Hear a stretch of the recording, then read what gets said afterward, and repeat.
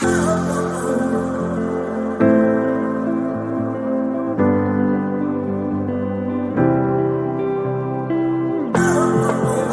certified coach, Helen.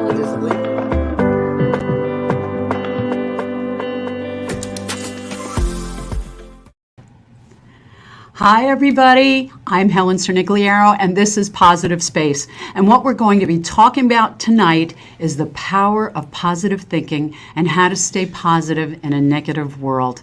And I'll tell you, these past 2 years, has it been easy? I don't think so. There have been challenges left and right, up and down, all over the place. But I want you to know that we have choices, and choices are so very important in everything we do. And I want to tell you a little story before we even get started, that how I used my positive thinking to beat breast cancer. Now, short story made long, but just bear with me for a second. In March of 2020, when COVID first hit, I was diagnosed with breast cancer and everything shut down. My family could not come to see me. I did have family come for a surgery, and my family who lived out of the country could not come to see me. And I went through surgery, chemotherapy, radiation, and physical therapy by myself. So many people asked me, wow, asked me, how are you keeping such a positive attitude? How did you do it? I hope it all works out, which drove me crazy because hope implies doubt, and I don't deal with doubt. But people were so surprised at my attitude. And I'll tell you why I made it through. Because I realized in a crisis that I had a choice. And with that choice, I decided right at the get-go that I was going to make it. And I did. And I also decided I was going to sail through all of the treatments that I had to go through. A year of chemotherapy. I did it all on my own. And I decided I was going to make it and sail through, and I did. And I did. And I want you to know that you have a choice in how you go about everything you do, what you think. It's so important. And a lot of people like to stay in their comfort zone because it's easier. And when I give you some techniques to get you through whatever kind of crisis you might be going through, it's going to take effort, but you can do it. But I digress just for a moment. Sometimes people are going to be going through things that there's no way around it. I have a very dear friend who just lost her husband. And for me to say, just think positive, it wouldn't be right. So sometimes what you have to do is embrace the suck. Now, one of my friends gave me that phrase when I was going through all the stuff with the chemo and everything, but embracing the suck. And what that means is you lean into the pain. It is what it is. There's no going around it. You just got to go through it. But when you give up resistance and you just say, okay, I got to do this, it makes the pain a little bit less. You have a choice. Either you can fight it or go with it. That's one thing. But I want you to realize that, where was I? I'm so sorry. Your mindset is very, very important on a daily basis, okay? What's your mindset on a daily basis? What is it? Do you get up in the morning and you feel like it's drudgery to go to work, okay? You're not happy with anything? Or do you wake up and you're grateful for what you have? And I'll tell you something, you can be grateful for what you have. You have a roof over your head, you have food on the table, you have clothes on your back. That's something to be grateful for.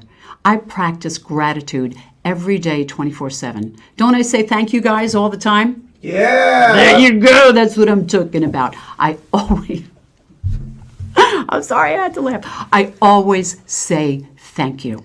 And that's one thing I want you to realize, that when you say thank you to somebody, it's an exchange of energy. It's an exchange of love. Because when you say thank you, somebody most likely will say, you're welcome, no problem, no worries. It's an exchange. It's an exchange of love. And of course, we all want to be loved, right? So there's that. Now, staying positive in a negative world. I don't know about you guys, but did you watch the news all the time? I used to. But now I feel like I watch a little bit of it, and I just feel like it's important to know what's going on in the world, but I don't let it affect me anymore. What do you think? Anybody over there? What do you think? I think you're right. You're Because absolutely right. because the news, I mean, after all the challenges we have gone on with these past couple of years, what do we do? How do we get through it? There are so many things. Number one, I practice affirmations every day. Every day. Thank you, whoever, for another day. I wake up in gratitude, and I try to be grateful even for the littlest thing. A cup of coffee, petting my cat, walking my dog. That's really important. Anybody? Oh, I love that. Look at that. Gratitude, what fills your heart. I absolutely love that. Now, regarding your choice, I have a couple questions that I want to ask you, and I want you to answer it in your head. Now, the reason why I'm asking you to answer it in your head is because when you're sitting right next to somebody, you're going to color your answer no matter what you say. Even if it's your BFF for a gazillion years, you're still going to color it. So I have a question for you. What is your perception of your life? What's your perception of your life? Do you go around saying, I'm broke, I'm miserable? Guess what? What you focus on expands. What you throw out, you're going to get back. And if you think along those lines, that's the way your life is going to be. Makes sense, right? So what's your mindset on a daily basis, okay? Now, when I get up in the morning, I pre-pave my day. And what that means is I plan on how my day is going to go. After I say my gratitude and all that other kind of stuff, I plan to say, I'm going to have a really great day. I'm going to get this done and that done. I'm going to see this person and that person. And it all goes well. Because again, I have used my perception and my mindset. Oh my gosh, look at this. I love this. Wow, that looks awesome. That I love that my perceptions are going to make my day go well. Okay? So what is your perception on a daily basis? Are you miserable or are you grateful? Are you happy? That's the first thing. And who do you hang around with?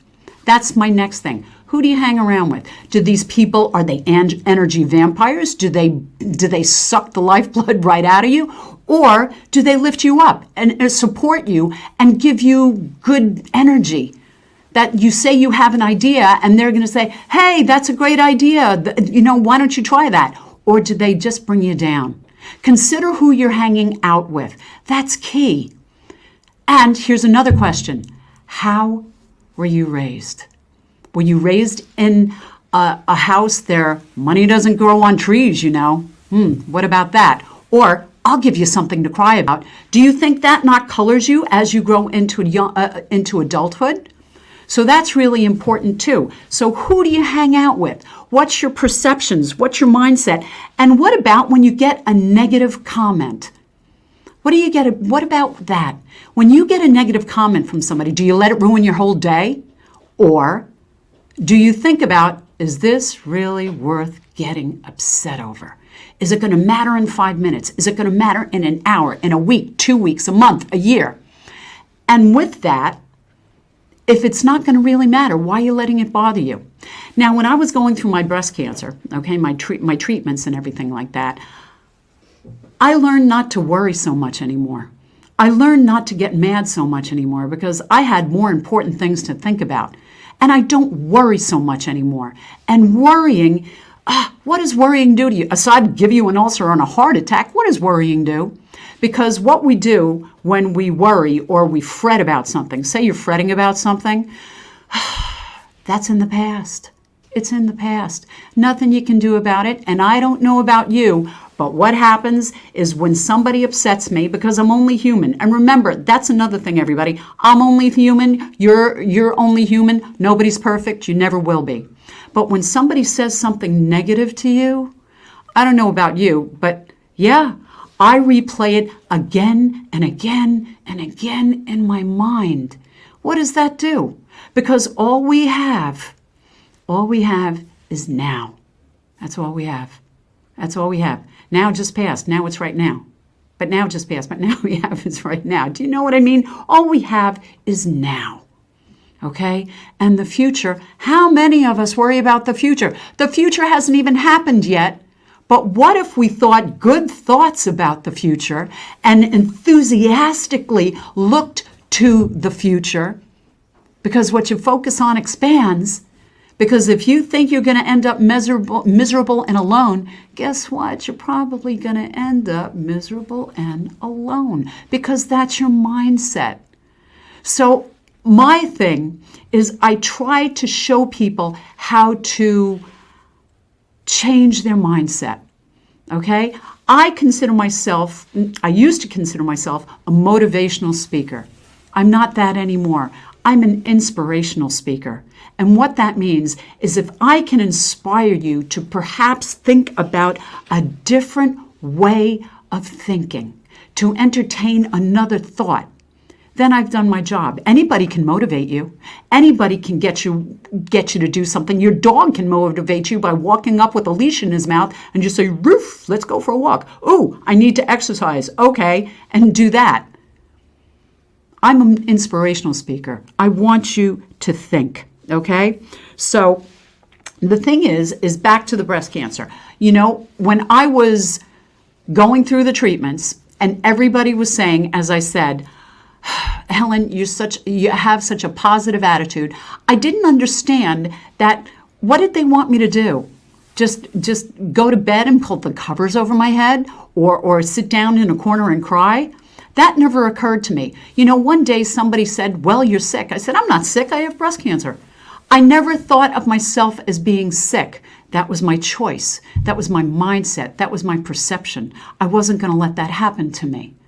And it's very important that when we're going through something like that, that we change what our attitude can be. Attitude is gratitude. If you just think about it, it takes effort. I never say work. I never say problem. I say issue or challenge. But it does take some amount of effort. This kind of stuff doesn't happen overnight. It never will. But if you take one step and make yourself aware of your negative thoughts, maybe you could pivot it, change it, and say, well, what am I supposed to learn here? What's my lesson? What's my blessing? Because sometimes it's a lesson and you don't want to learn the lesson, but sometimes, you know, it's being forced on you where you have to pay attention. The breast cancer made me pay attention. The breast cancer made me change. The breast cancer made me worry less. The breast cancer made me appreciate things and be more grateful. So how do we do it? First of all, I practice my affirmations. I don't know if anybody else does, but affirmations are great. Thank you, universe, for another day. And just go from there. I do 5 gratitude things a day, 5. And when I'm just in bed at night, and if I'm too tired to write in my gratitude journal, because I'm really pretty good with that, just before the lights go out, I say thank you. Remember, I'm only human. I'm not perfect. So I just try to keep it, I do as best as I can. The next thing is in the morning. Before I even get out of bed, I say thank you. And I just let it go. Because I'm pre-paving my day. That's the first thing. I say hello to everybody. I say hello to everyone. Now, I have a question for you guys. Do you ever say hello to people and they look at you like you're crazy? Definitely. Yeah, I say hello to everybody just to bring that vibe up. And it's so funny. As a cashier, you know, I say hello to them. When I used to be a cashier, my mind's going in 1,000 different directions. But as a cashier, I would always be nice. That was in a high school job a gazillion years ago. But I say hello to cashiers. I say hello to the mailman. I say hello to people that are walking their dog. And they're so shocked that I say, "Hey, good morning. How you doing?" They do, "Good morning." And they kind of hurry away. Isn't that sad? That we can't even say a good morning to somebody without people thinking, you know, what the heck's going on with them? So I always say hello. Don't worry so much anymore. I've got bigger fish to fry just like you do. Let's see what else. I make myself aware of my negative thoughts. I just make myself aware. Do you know how many negative thoughts you have during the day? Thousands. Why would you want to live like that? Why? It just takes a little bit of thinking where you can change and pivot your mindset to something better. This has become a way of life for me, and it didn't happen overnight. I've practiced this for about 30 years. So it's taken a long time to not get mad so quickly. I will tell you when I get mad quickly, when somebody cuts me off when I'm driving. And it's like, da-da-da-da-da-da-da. It's like, what the? Okay, what am I supposed to learn here? A little bit more patient. I'm learning. You know, it's a process. It's a work in progress, and that's what we all are. Is just a work in progress. And I think I'm going to ask my producer Anna. Are you there? Hey Anna, how you doing tonight? I'm good. How are you? How are you? I'm good. I have a question for you. When somebody says something negative to you, how much does it bother you? What happens? Do you dwell on it? I do. And However, I have to tell myself that I don't control their thoughts, feelings, and their opinions aren't facts. So I really have to breathe before I answer. That's a really good answer. I think that I'm a dweller too, but I try to see, like you said, see the person and just see where they're coming from and see what they're all about, which I think is really, really key. But now, at this point in my life, if somebody's really, really negative, I limit my time with them. I try to stay away from them. And there are some situations where, say you can't, say if you're in a work situation and it's really negative and people can't leave, to be honest with you, I really don't buy that. They always have a choice. But I limit the time with those people that irritate me. I hate to use that word. That's not positive, but I just keep away from people like that at this point in my life. I have ended 3 friendships that I have known people at least 25 years, and because they were so toxic and all they did was complain, I would try to change, give them a solution and say, yeah, but what about this? What about that? And they gave me, yeah, but I can't do this. Yeah, but I can't do that. Yeah, but I can't do this. And after a while, I would change the subject. And then I started limiting my time with them just because I want to find the people that lift me up and keep me positive. So, do you practice affirmations at all? I do. Do you want to share? Well, that's a no. That's okay. Don't worry about it. That's okay. All right. Here's the thing. Okay. I talked to my psychiatrist, Uh-huh. and the affirmations for me is a little complex, but I have to work on it. So what I do instead is write, and I write a lot. Anything that went through very negative throughout the day, I try and change it into a positive. Well, you're on the right track. That's perfect. Actually, I wouldn't change a thing with that. There's one other thing I want to make very clear is to stay in a positive vein, I want you also to think about your social connections. They're very, very important. And I'm not talking about the people that that irritate you. I'm talking about getting out and being social. Because a lot of times, a lot of negativity comes from loneliness. And you have to really make an effort to get out and connect with people, either by phone, Skype, Zoom, text, whatever. But it's very important to make connections with people, because otherwise that can just put you down to a slippery slope, even into a state of depression where we never want to be. But staying positive is a conscious effort. It's a choice. And My choices have changed over the past 2 years, as I said, because of what I went through. And it was a crisis. I had to lean into that crisis. I had a choice about that crisis. And I decided that's where I was going to end up. I am very happy to say that I am a breast cancer survivor and looking all good. And I'm very pleased about that. And so is my family and my friends. But the thing is I feel like the bottom line is you have to know that you have a choice in whatever you do. I'm going to tell you a story about a choice. When I went through the chemotherapy, look up at that picture. Look at that gorgeous long blonde hair. I'm just saying, look at that hair. Okay, that was my hair at the beginning of the chemotherapy. Okay, all right. Oh, I love that hair. So there it is. So as I was going through the chemotherapy, somebody suggested get your hair cut short. So I said, okay, get my hair cut short. So I got my hair cut short. Now, I don't know why they told me to get my hair cut short because the hair kept falling out anyway. Okay, so the hair kept falling out, and then I decided I am going to, love that. I decided I'm going to shave my head. So I shaved my head. So I was just bald as a billiard ball. And it didn't bother me.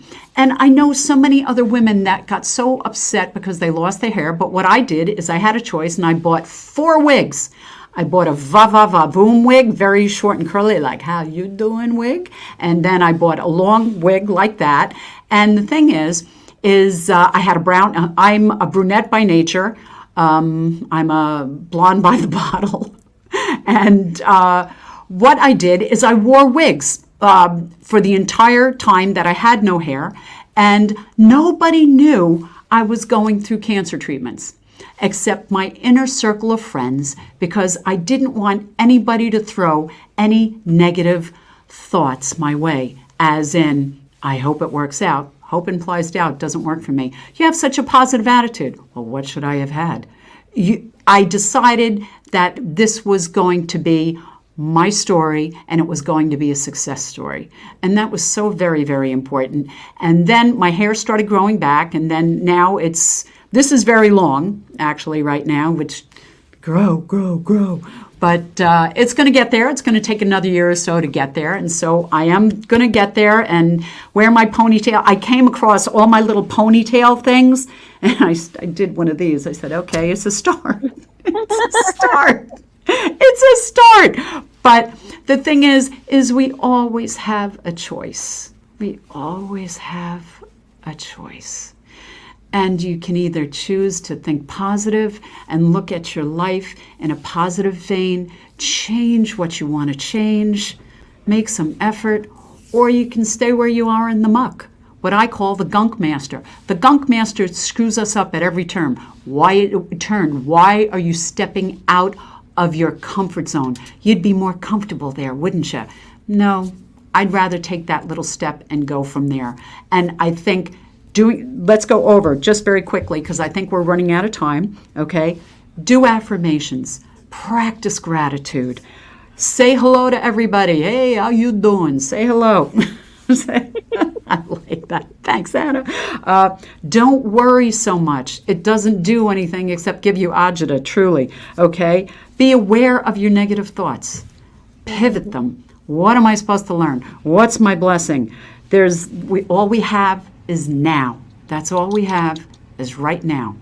That's it. Now just passed. I love doing that. I know that's now just passed. Well, now it's now. But now it just passed, but now is now. Okay, I know. I could get goofy with that. Make sure you have social connections, okay? There's Facebook, there's Meetup, there's friends of friends.